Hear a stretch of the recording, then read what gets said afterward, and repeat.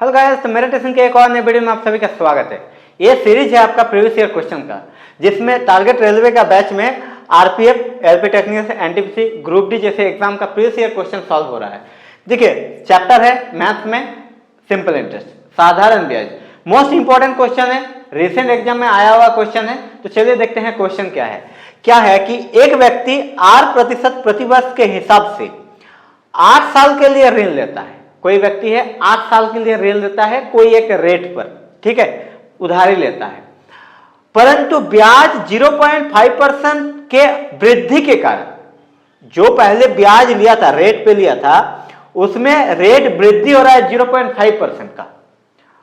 तो वह ऋण के अंत में 4,440 रुपया अधिक चुकाता है। इतना रुपया वो अधिक दे रहा है। कब दे रहा है? जब रेट में 0.5% बढ़ जा रहा है। तो उसके द्वारा कितना ऋण लिया गया था, कितना उधारी लिया गया था। उधारी जो लेते हैं वो क्या होता है? प्रिंसिपल, मूलधन होता है। तो मूलधन हमसे पूछा है कितना उधारी लिया। इस केस में देखिए, इस केस में हम लोग एसआई परसेंट निकालेंगे। हम लोग को पता है कि एसआई परसेंट का फॉर्मूला होता है rate into time. SI percent क्या होता है?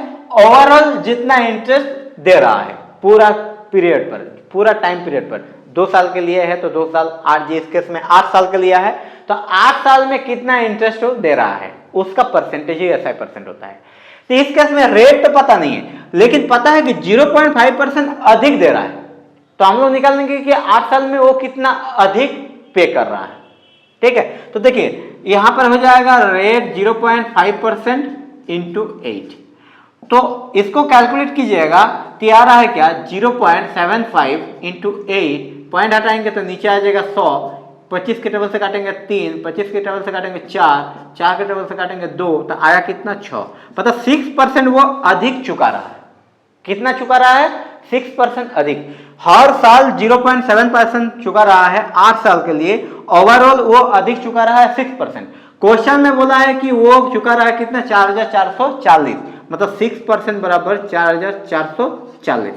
पूछा क्या है? पूछा है कितना ऋण लिया, मतलब कितना उधारी लिया।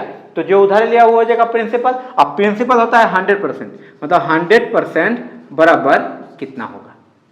ठीक है, इसको कैंसिल कीजिएगा, यहां से 6 के टेबल में काट देंगे इसको, तो आ रहा है क्या? 740। और ये 100 जगह उससे मल्टीप्लाई होगा तो x का वैल्यू हो जाएगा 740 और 00। और ये परसेंटेज और ये परसेंटेज आपस में कैंसिल हो जाएगा। तो x का वैल्यू कितना आया? 74000। 74,000 आपका वो ऋण लिया था। ठीक है, वीडियो अच्छा लगा तो लाइक कर दीजिए, चैनल में नए हैं तो सब्सक्राइब कर ले। देखते हैं, चलिए नेक्स्ट क्वेश्चन। तो नेक्स्ट क्वेश्चन है कि उमेश और हरीश योजना ए और योजना बी में 4 साल के लिए प्रत्येक में 48,000 रुपया निवेश करता है। योजना ए और योजना बी पर उमेश और हरीश ने निवेश किया। ठीक है, मतलब उमेश है और हरीश है, और ये दोनों ने, इसने योजना ए पर, इसने योजना बी पर निवेश किया, इन्वेस्ट किया।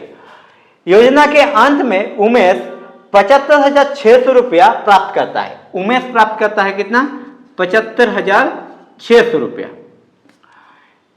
यदि ब्याज दर योजना ए और बी में क्रमानुसार R% और R+1% है तो हरीश द्वारा कितनी राशि प्राप्त हुआ? हरीश द्वारा कितना प्राप्त हुआ?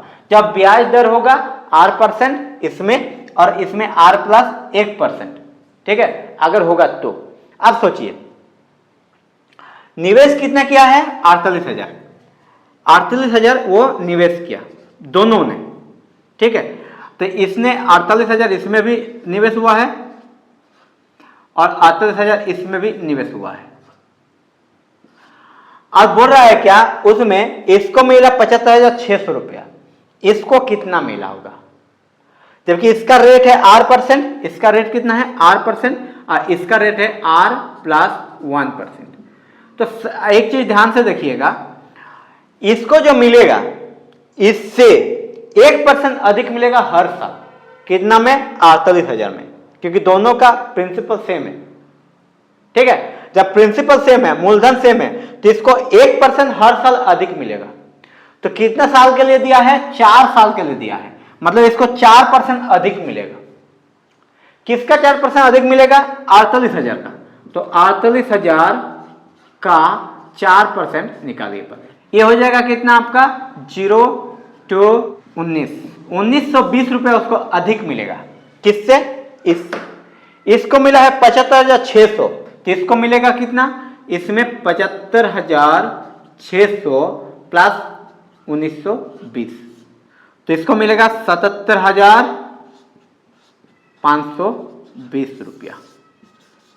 किसको मिलेगा? हरीश को 77,520 रुपया मिलेगा हरीश को। नेक्स्ट क्वेश्चन है कि एक व्यक्ति कुल धन 3 योजना में निवेश करता है, 3 योजना में वो निवेश कर रहा है, जो उसके 6%, 10% और 12% ब्याज प्रति साल क्रमानुसार 10 साल, 12 साल और 15 सालों के लिए 3 अलग अलग भागों के लिए ऑफर देती है। मतलब देखिए, एक व्यक्ति है जो 3 अलग अलग योजना ए, योजना बी और योजना सी पे निवेश कर रहा है, ठीक है। इसमें जो रेट देगा ये 6% देगा, इसमें 10% देगा और ये 12% देगा। 3 अलग अलग रेट हो गया, ठीक है। टाइम जो होगा, पहला के लिए 10 साल, दूसरा के लिए 12 साल, तीसरा के लिए 15 साल। तो टाइम जो है ये हो जाएगा 10 साल, ये 12 साल और ये 15 साल। अब देखिए बोल रहा है क्या? प्रत्येक योजना के समाप्त होने के बाद वह समान ब्याज प्राप्त करता है। योजना जैसे समाप्त हो रहा है तो उसका जो इंटरेस्ट मिल रहा है वो समान मिल रहा है, तो यहां पर भी हमें समान करना होगा। देखिए यहां पर जो SI% मिलेगा, इसको इस वाला में मिल रहा है कितना? 60%, इस वाला में मिल रहा है कितना? 120% और इस वाला में मिल रहा है आपका 180%, ठीक है। अब हो रहा है क्या कि ये जो देखिए, ये जो है ए का 60%, ए जो भी मूलधन दिया है, जो भी आपका मूलधन है उसका 60% मिल रहा है। ये बी में जो इन्वेस्ट किया है, बी जितना भी मतलब बी वाला में जितना भी इन्वेस्ट किया है उसका 120%, और सी जो इसने जितना भी इन्वेस्ट किया है सी वाला में, मतलब सी वाला योजना में, उसका 180% इक्वल है। समाप्त होने के बाद यहां पर बोल रहा है क्या कि समान ब्याज प्राप्त होता है, मतलब जिससे जितना भी ब्याज मिला है वो समान है। तो उसके द्वारा निवेश किया गया अनुपात क्या है? जो निवेश किया है उसका अनुपात आपसे पूछा है। तो देखिए मान लेते हैं ए में जो है वो ए रुपया इन्वेस्ट किया है, तो यहां पर जो इन्वेस्ट 60% मिलेगा, ये जितना भी रुपया इन्वेस्ट किया है इसका 60% मिलेगा। इसमें माना है कि ए रुपया इन्वेस्ट किया है तो ए का 60% मिल रहा है, यहां पर ये इक्वल होगा। क्वेश्चन अनुसार अगर देखें तो यहां पर बोल रहा है कि समान है, मतलब ये बराबर है बी का 120% का। बी में जो भी इन्वेस्ट किया है उसका 120% के बराबर है, और वो भी इक्वल है किसका? सी का 180% का। सी में जो इन्वेस्ट किया है उसका 180% का बराबर है। ये तीनों जो है रेशियो बराबर है। अब आपसे पूछा है क्या? आपसे पूछा है अनुपात क्या होगा कि इसका निवेश क्या होगा, मतलब इन्वेस्ट का अनुपात क्या होगा। तो यहां से जितना देखिए, यहां से अनुपात हम लोग को मिल जाएगा, यहां से जितना कैंसिल हो सकता है कैंसिल कर देंगे। सबसे परसेंटेज कैंसिल हो जाएगा तो परसेंटेज कैंसिल, सबका 1-1 जीरो कैंसिल हो जाएगा तो 1-1 जीरो कैंसिल। 6 के डबल से काटेंगे तो 1, 6 के डबल से काटेंगे 2, 6 के डबल से काटेंगे 3। तो देखिए यहां पर आया क्या, नीचे लिख देते हैं, ए का 1 बराबर बी का 2 बराबर सी का 3, ठीक है। अब निकलना है क्या? निकलना है अनुपात, मतलब ए अनुपात, बी अनुपात और सी निकलना है। ए में जो इन्वेस्ट किया है उसका अनुपात, बी में जो इन्वेस्ट किया उसका अनुपात और सी में जो इन्वेस्ट किया उसका अनुपात निकालना है। तो इसका अनुपात निकालने के लिए क्या करेंगे? देखिए जब ऐसा आए, ऐसा इक्वेशन आ जाए, ऐसा सिचुएशन आ जाए, तो जिसका अनुपात निकालना है उसको आप हटा दीजिए। तो यहाँ पर 2 देखो, बी का 2 बच रहा है और सी का 3, तो 2 into 3 बराबर 6, तो ए का हो जाएगा 6 रेशियो। बी का निकालना है तो बी वाला हटा देंगे, तो 1 और 3 आपस में गुना करेंगे, 1 और 3 तो हो जाएगा 3, तो बी का 3। और सी वाला निकालेंगे तो सी को हटा देंगे और बी और ए का मल्टीप्लाई करेंगे, तो 2 into 1 = 2। तो ये रेशियो आपको मिल रहा है कितना? A ratio B ratio C बराबर 6:3:2 आपका आंसर। मतलब इसमें जो भी इन्वेस्ट किया है उसका 6 रेशियो, इसमें 3 रेशियो और इसमें 2 रेशियो इन्वेस्ट किया होगा, मतलब जो भी इन्वेस्ट किया है उसका अगर रेशियो निकाले तो, ठीक है। तो आज का आपको समझ में आ चुका है दोस्तों।